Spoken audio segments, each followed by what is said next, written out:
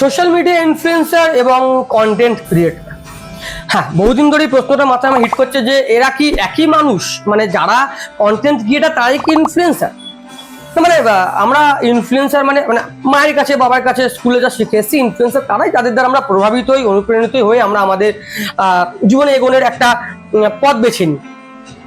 তো বেসিক্যালি দেখুন, অনেক ভাই ভিডিও বানাচ্ছে, কেউ নগ্নতা দেখে ভিডিও বানাচ্ছে, কেউ ফানি ভিডিও বানাচ্ছে, কেউ গালাগাল দিয়ে ভিডিও বানাচ্ছে। সবাই কন্টেন্ট ক্রিয়েটার, সবাই তাদের দেখছে, মজা নিচ্ছে।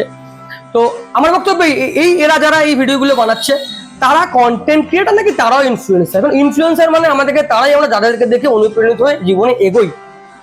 আমরা ঈশ্বরচন্দ্র বিদ্যাসাগর মহাশয়কে দেখতে পারি, তিনি কষ্ট করে পড়াশোনা করে বড় হয়েছিলেন, উনি একজন ইনফ্লুয়েন্সার আমার কাছে। আমার মা আমাকে তাই বলতেন। ভগৎ সিং যিনি দেশের জন্য প্রাণ দিয়েছেন তিনি ইনফ্লুয়েন্সার। এই প্রশ্ন আপনাদের কাছে, কন্টেন্ট ক্রিয়েটার আর ইনফ্লুয়েন্সার কি এক?